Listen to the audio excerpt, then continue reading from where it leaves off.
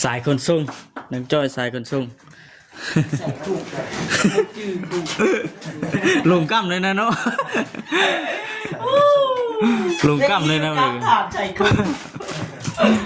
เออสายลงกล้ามน่ะระวังเลย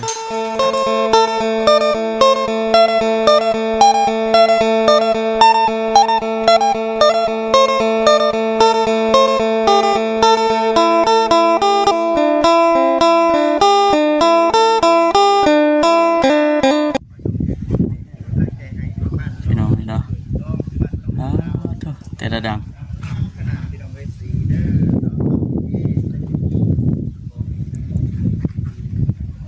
พี่น้องเอ้ยก่อนอื่นทักทายสบายดีเด้อพี่น้องเด้อเนาะฟังตังบัตรที่นี่โอ้เจ๊เอ้ย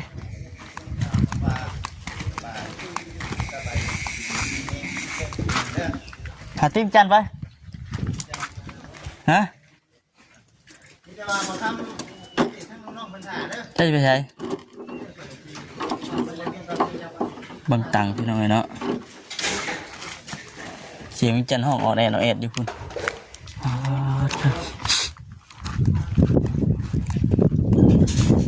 ลุยไปลุยทางนี้ก็ได้เนาะให้เรามันหงโอ้เอาสบายดีเด้อน้องหลายทุกพากันลุยทั้งนี้ป่าวะที่นี่สบายดีเนาะให้เพื่อนเจ้าเด็ดโจ้เลยโจ้บ่แม่นโจ้ก็เป็นยังไง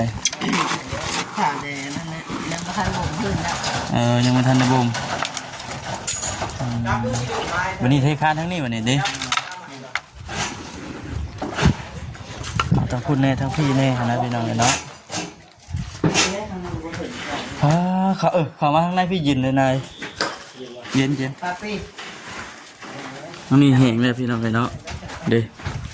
เหงเนาะแล้วก็ใส่ข้าวต้มได้เหง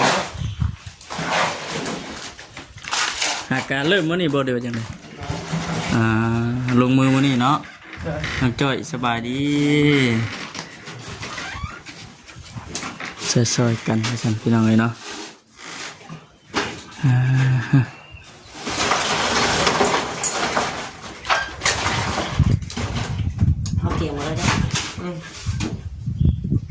เทตัวนี้แรกเลยก่อนอะไรอีกกว่านี้พุ่นบอเทตัวนี้อีกนี่เลยพี่น้องเลยเนาะขั้นตามตอนไปเหมือนกันพอได้มาทางนี้ก็ถือว่าลายมืออยู่เลยพี่น้องเลยเนาะทำบ่คำก็ได้มือพากันมาขี่จักรทอดถ่ายกันมาว่าฉัน3 คนเตาเต็ด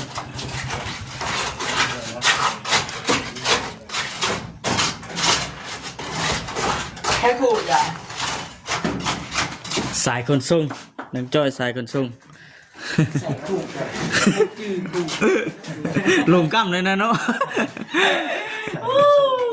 ลงกล้ามเลยนะเลยถามใจคุณสายลงกล้ามน่ะระวังเลยมันเมาเด็ดเนาะน้องจ้อยเนาะมันห่อนเล่ไม่ก็ได้หิวไฟถามใจกู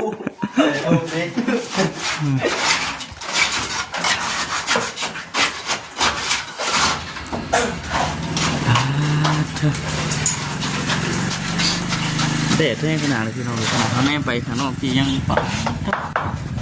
เบิ่งนะพี่น้องเลย11 โมงด้วยนี่11 โมง12 โมงบ่ายโมงหนึ่งสุดยอด2 โมงนี่ก็ได้เด็ดแห้งใครแต่ว่าเห็ดยูฮมอยู่เด็ดก็ไม่ได้ใส่หมวกที่กุ๊บขึ้นก่อนเลยเนาะ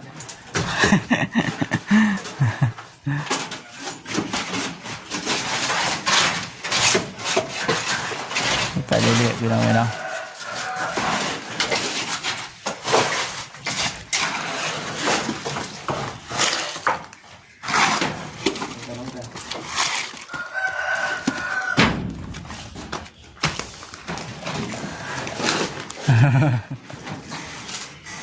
ไม่นี่คิดแรกจะเทคันเนาะ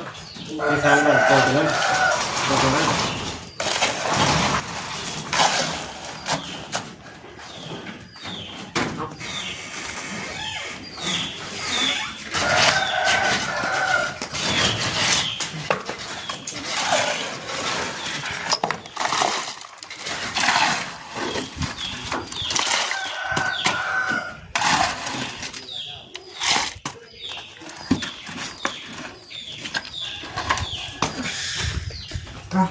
พี่เสียงไม่จันวะให้ไปตีมจันบ่โอ้เริ่มช่วยแล้วก็บ่ได้ยินเสียงเนาะไหมเนาะช่วงมันห้องเนี่ยมีแต่ช่วงตอนเช้ากับตอนแรง ตอนเที่ยงเงียบ ตอนเที่ยงอย่างเงี้ยเลยมันห้อนแดดเลยจ้ะ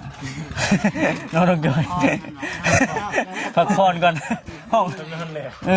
ที่ยงพักก่อน ห้องอันตั้งแต่เช้าอยู่เนาะห้องตั้งแต่เด็กคุณหมูได้ได้พักผ่อนก็ได้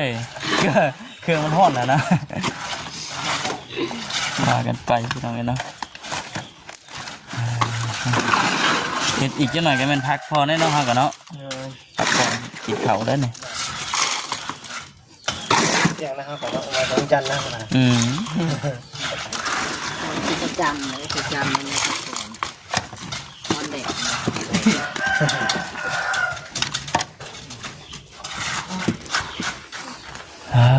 ต้องพี่น้องกันเดี๋ยวเดี๋ยวไปเลาะเบิ้งเพื่อนนั่นน้องเกิดห้องเพิ่นก่อนพี่น้องกันเนาะจังไรก็เช่นถือว่ามาตั้งแต่เมื่อนั้นเพื่อนพี่น้องตั้งแต่มือที่ว่าทั้งบอกคำมาคงกับบจิตผมเมื่อนั้นพูดFC หลายทานเพิ่นก็ว่าเอ้าคือบ่พาน้องเพิ่นไปตรวจว่าซั่นเพราะเพิ่นเป็นตุ่มน้ำพี่น้องเนาะ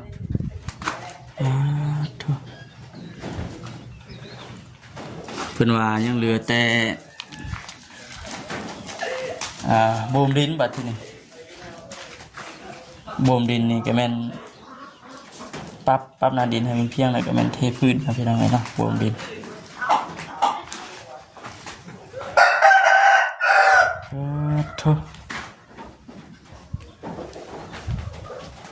เดี๋ยวพี่น้องนะเพิ่นดูดมาแต่นี่เลยนี่แต่นองเลยนั่นยังหลายอยู่ดิเป่งตาตัดมาเขาเดียวเต็มไว้เป็นยังพี่น้องเนาะโอ้ฮะกระคักเลยเนาะงามเขาเดียวเจาะเลยเนาะหอมมากเลยน่ะถ่าแต่บวมดิน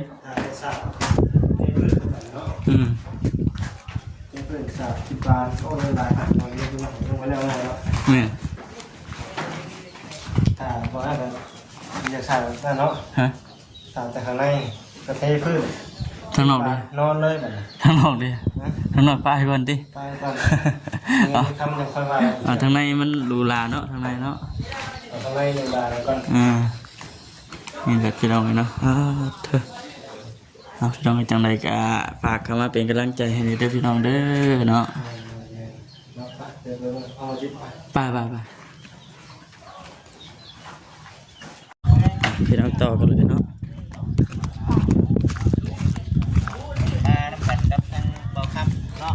สบายดีเด้อนั่งอยู่สบายดีฮอนบ่ดีฮอนก็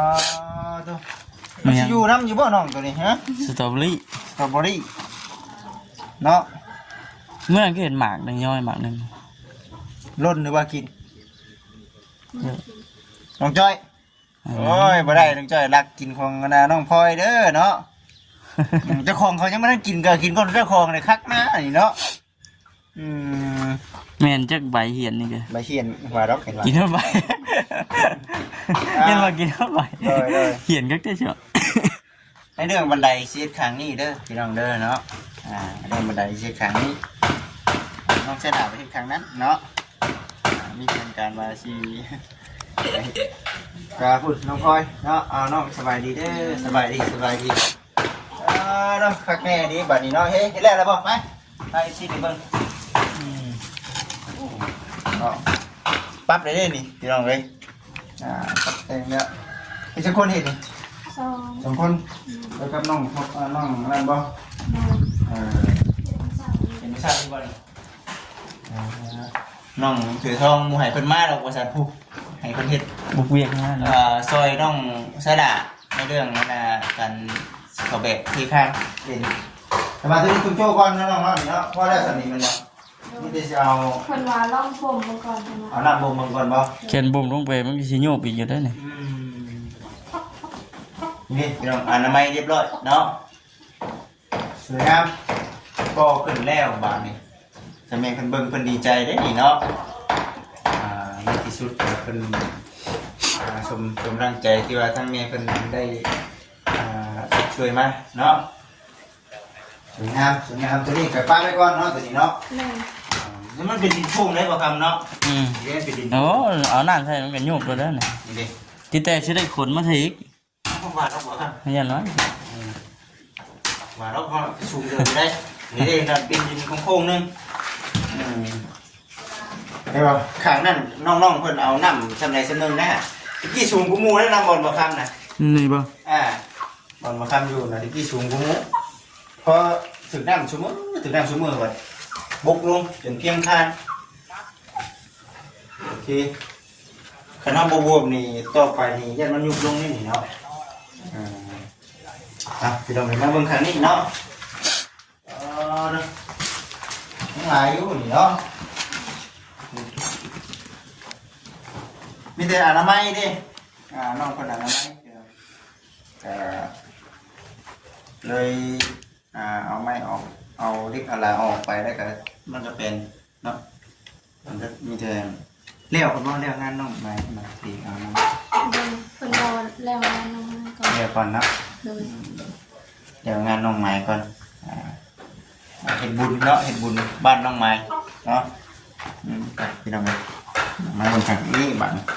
สวยงามโอ้คือสิเป็นเพื่อนเป็นชาตินี่มันธรรมดาเนาะบ่ครับไปเฮ็ดช่างนั่นช่างนี่มากกับอันนั้นอันนี้กับบัวพ่อเนาะบัดนี้ก็จนแล้วจนทั่วมันโอ้งามหลายจะมาโอเคเนาะเราไปจิต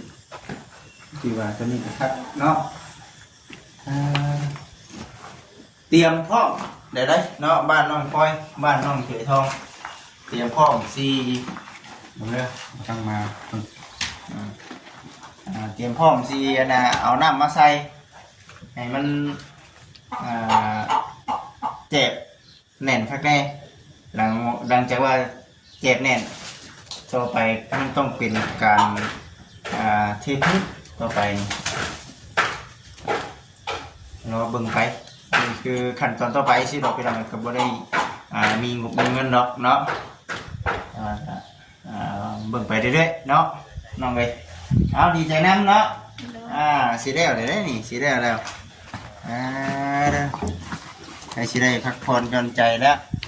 ก็หาเงินหาคำเนาะหาเงินหาคำไว้ใส่แล้วบ่ใส่ใจในครอบในครัวได้บัดนี้ก็ได้เป็นครอบครัวต่างเขามีเงินมีชาติเลยพ่อกับแม่เป็นเด็กอยู่เพื่อนใดบ้านใดก็ช่วยเหลือแต่เพื่อนหรือว่าบัญชีเอาไปมาอยู่น้ำกันทั้งไปเนาะนี่เคยน้ำในเด้เรื่องนี้บอกพอตัดสินอันนี้ถึงครอบครัวมีเดียวรวมกันอยู่รวมกันนี่แหละเนาะเดียวกันนี่แล้วนี่เด้บนเดียวกันอยู่ช่วยกันเบิ่งนี้พ่อกับแม่เนาะมาได้สักทีเดี๋ยวสิพาไปเบิ่งเนาะน้องๆเพื่อนอันนี้ก็ถือว่าสุดแล้วก็เนาะสุดแล้วรอขั้นตอนของการบ่มน้ำเท่านั้นนั่นแหละเราเบิ่งไปสันติสีว่ามันสีหลายหรือว่ามันสีน้อยเรื่องน้อง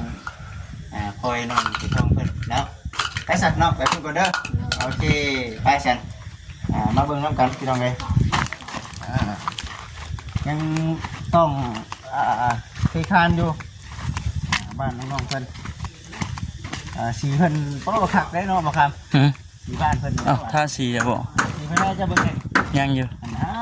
มาทั่วเนาะมาเมื่อกี้นี่ลืมเบิ่งเลยกิโอ้เนาะ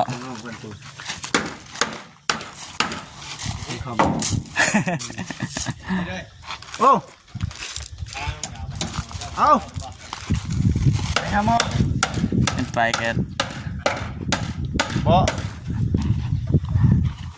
ไปกับไผน่ะสองคนนี่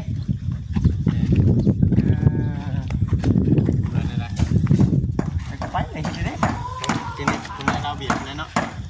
โอ้โหพูดไหนไม่ได้อยู่ได้แถวนี้บ้านนี่มันเบิดเงินน้ำลายเลย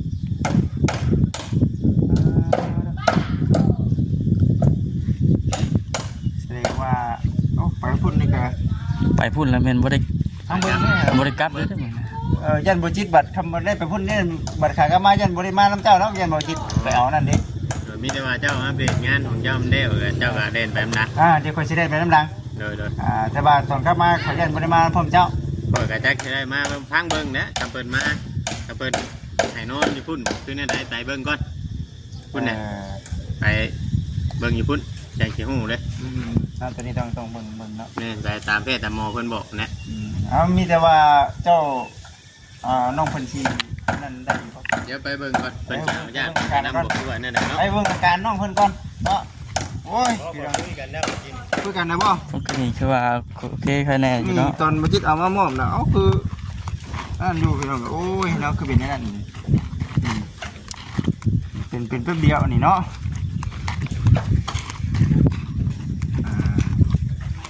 แต่ว่าบ่เวียงเพิ่นน่ะคือสิพาไปเนาะแล้วผู้ใหญ่เป็นให้ไปเบิ่งนั่นแหละเพราะเป็นห่วงเนาะเป็นห่วงอาการกันบ่เบิ่งกันบ่ปัวกันแห่งสิไปใหญ่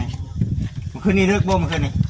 เลย เลิกเรื่องกันบ่ เขา4 โมงเช้า 4 โมงเช้านอนบ่นั่งนะ ยันว่าไปให้น้องดาวเฒ่าเจ้านะบ่แม่นติ นั่งที่เกม เอ้าไปเบิ่งหมูอีเนาะเป็นเกมนี่เนาะ ไม่ทานเลยกันเนาะ รับบ่ไปเบิ่งไผแล้วว่าซั่นสินอนนี่เนาะ2 โมงเนาะอีก2 คนเนาะ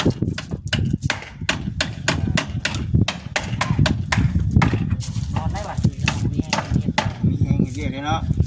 อันนี้แบบสิพาไปแล้วครับน้องดาวไปหาหมอที่นี่ก็แลกบัตร ขึ้นบ่เบิ่งเงินเบิ่งคำก็บ่มีไผนี่บ่ สิว่าจังไรดิผมไปหาเพิ่นต้องได้เสียหลายด้วยเนาะ แม่นไหม ไปใช้ บ่เริ่มบ่บันไดเนาะ ถ้าเราเจ้าไป น้ำมันรถ เจอกันไปแล้วเนาะบ่ได้มาไปปานใดอยู่หั่นเนาะ เขาให้ไปใช่ น้องดาว ต้องดาวไปอีกได้ นี่คือว่า ตัวใครแน่เลย คะแนนเลยเนาะ อยู่แค่นี้ผมกินก็สิบ่ม่วนใจเอาบ่ตู้ไปมอบให้สิผมไปมอบให้กันนะแต่ว่าเป็นเนาะบ่ได้ไปกันเดี๋ยวสิตามไปเนาะจบในคลิปนี้บ่ได้สิตามไป แม่น ว่าสิได้กินข้าวสีมือน้องจ้อยเนาะข้าวเที่ยงไม่ได้กินแล้ว เฮ็ดยังคือกินแค่นั้นเฮ็ดนะเชียดยังคือกินแค่นั้น เลือดแต่งเป็ด 10 โมง รู้ว่าสิยังเนาะ เชียดเลือดแฝงนั่นดิ เกี่ยวเลือดแต่งเป็ดนะ ลังเรียกว่าที่ทำมันแนวเนาะมีแต่ว่าคอยเฮ็ดไปเด้อเนาะในเรื่องการก่อกับเพิ่นได้ข่าวว่ามันบางอย่างเรียกก็เฮ็ดไปเนาะบ่แน่บ่คำมาฮอดพี่ยังบ่เข้าไปฮอดทางใน นะ ทางไหนทางไหน จักอย่าง ทางไหนดี ทาง บ่ ในไม่ว่าสิทางใน สีขาว บ่คำชื่อแล้วเราจินตนาการบ่คำสีขาวเนาะ เพื่อนไปฉีดสูบูเลยจริงนะไม่ใช่สีนั่นเลย ไปกันเนาะ เรียกบางตังนะติมจันนะ พาเราอีกก่อนพี่น้องเลยบ่คำเพิ่นเนาะ ยังหมูหัวติ เข้าบ่ทั่วนี่บ่คำ โอ้ฉีไข่ สีไทยเนาะ ปจีท่าไข่ งานเนาะงานในแบบของมันสี กะจีท่าไข่ ถึงจะพิษนั่นน่ะพิษที่คิดไว้ซื่อคิดไว้ที่ว่าเป็นสีคิมออกขาวนิดนึงแต่ว่ามันจะงานด้วยของมันเนาะงานด้วย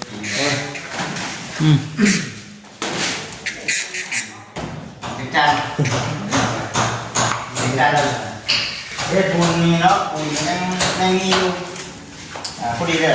ถ้าหากว่าน้องๆคนเห็นแล้วก็ในเรื่องการใช้พื้นกันเป็นเลย อ๋อขอจะได้จบก่อน จบแล้ว นี่ ไว้เถอะครับ มันเคยโดนอยู่ไอ้ต้นในห้องคงไม่โอเคพี่น้องเอาจะดีเพลงเด้อพี่น้องเด้อสบายดี